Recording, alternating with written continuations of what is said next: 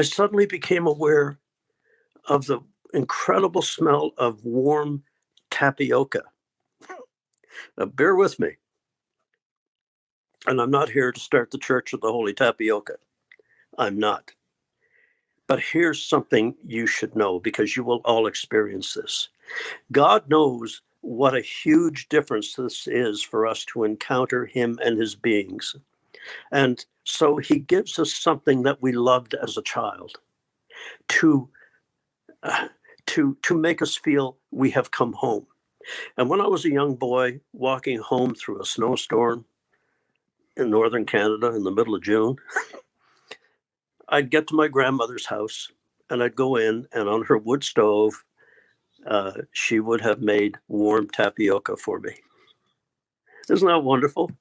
And for some of you, it may be the smell of your mom's perfume. It might be the smell of your dad's burn. It might be any of those things that brought you joy as a child. The guardians were wonderful. I felt safe. And then they're very elegant. I do have to tell you this, because I think people would be very interested in this. I was taken by how they bowed to me. They bowed to me. And I felt rather uncomfortable, because I should be bowing to them.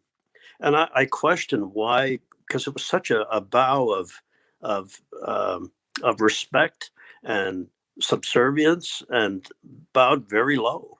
And they spoke with kind of this Victorian perfection in their voice. I didn't hear any thou or thee, but a very measured tone that incredibly, and with every word they spoke, there was wisdom. Anyway, I questioned the guardian that I eventually found out was mine all my life. Now, that angel had pulled an awful tour of duty, but I digress.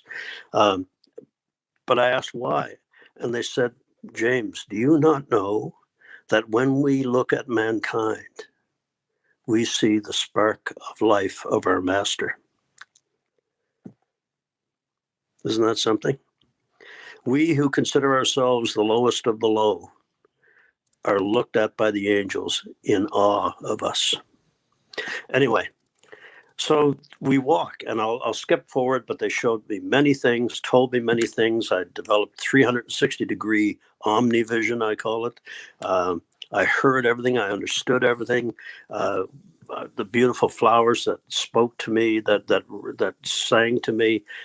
But eventually we come to this beautiful pasture, and I guess they knew my love of horses. And again, I think it ties into your comment on your grandmother's chocolate chip cookies and my love of tapioca, and because they wanted to show me something that would really make me happy. And the second guardian raised his hand, and suddenly, coming from around the grove of trees toward me, and as they trotted across the grass lit up with light from their hooves. And there were three of the most magnificent horses coming toward me. Now, I had never studied the Bible. I had no idea at that time that when Jesus comes back, he'll be riding a white horse. It's in the Bible.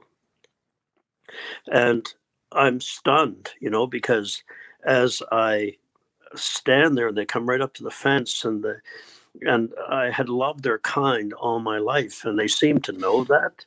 And they looked at me with such love in their eyes. And I reached forward to stroke the neck of the lead horse, and my hand sank right into the body of this being of light. And when I pulled it back, Randy, the light of the horse's body stuck to my hand till I got it 10 to 12 inches behind, and then it came back into the horse's body. And there was one building that stood out among all the rest. And the buildings are made not of stone, not of wood, but of a material that has a light in it. Now, that, I don't want it to sound too Las Vegas-y, but it was a gentle, welcoming light. But this particular building glowed with a light that had a warmth to it. And I asked what building that was, and I was stunned when they said, that is the nursery. And I responded, nursery in heaven? And they said, yes, James, this is where the souls of aborted children, or children who die in their innocence from disease or come back here. And each soul is so precious to God that they're cared for. They grow at a different rate because they're not growing a physical body. So they grow at about 3 times the rate that we do, that a child does on Earth. And this is where they take care and so on of the little souls that have been unwanted or have died. And I had no idea how this part of the story would have such an effect on women who have lost children or who have had to have an abortion at a time in their life when they had no other option. And it's been a blessing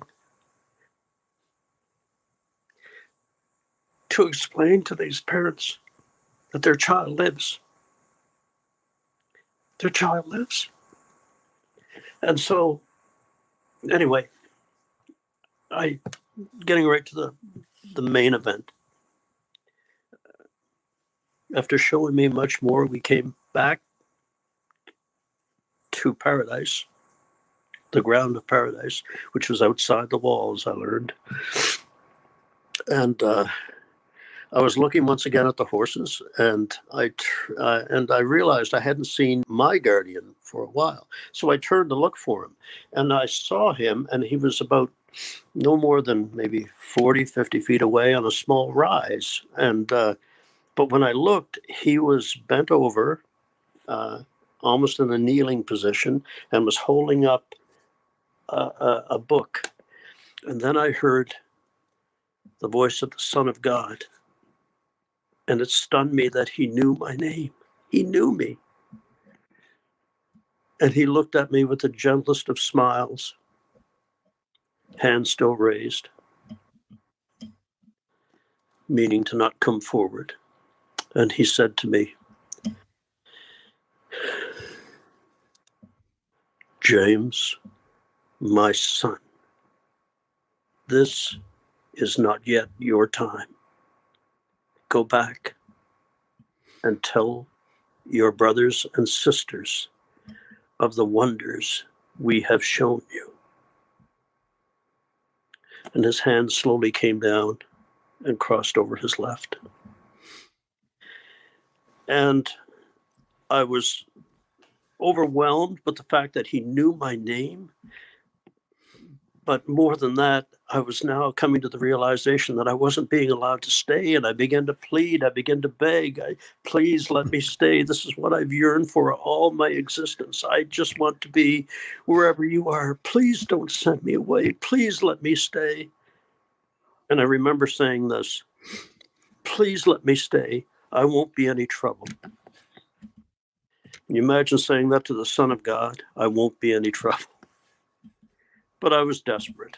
And suddenly 2 guardians appeared beside me and lifted me from the ground and turned me around and were carrying me back down the path. And I wrenched my shoulder away to turn to beg one more time to allow me to stay. And Jesus was gone. But standing exactly in the place where he had stood was this magnificent warrior angel that had greeted me. And all of a sudden, he began to expand. He grew even taller than 15 feet, and he put his wings out to their full magnificence.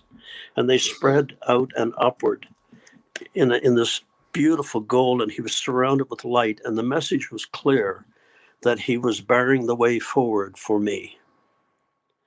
And suddenly, I feel the angels hold me again. Everything goes dark, and I'm in a black tunnel, and I can hear water, and it's cold, and it's painful, and I feel like I'm descending at tremendous speed. But unlike the tunnel of light, there's no beauty. There's just darkness, and I'm going down this steep descent, and suddenly, I guess they tell me that I scared the daylights out of the nurses because I had been, of course, triaged, and they had told my wife that there was no hope of me coming back, that there was no brain sign, no sign of dreaming, no sign of hallucinating, nothing. And brain sign, of course, is the measure of death, not heartbeat. They, of course, had triaged me, had me hooked up to everything. There was complete renal failure of all my organs. And the doctors had said to Lorraine that they would keep me until our children arrived to say goodbye, and then they would recommend that she pull the plug on the machinery that was flowing blood through my organs. And suddenly I come upright and scared the daylights out of the nurse, she told me, and later, and screaming around all the tubes because I was intubated. And they ran and got my wife and said, "Mrs. Woodford, come quickly, come quickly." And Lorraine's a nurse. She ran into the room and she couldn't believe it. She said, my eyes were as big as saucers. I was trying to orient from the beauty of heaven to lying on a gurney. And she climbed up on the bed with me and started to cry, and they were watching my blood pressure come back to normal. All my organs start to operate again. So eventually they pulled the tube out so I could speak clearly, and my throat was terribly sore and raw. And I looked into my wife's pretty face, and I said, Lorraine, I saw Jesus, and Jesus has horses." Of all the things I could have said to her, Jesus has horses. And I'm back.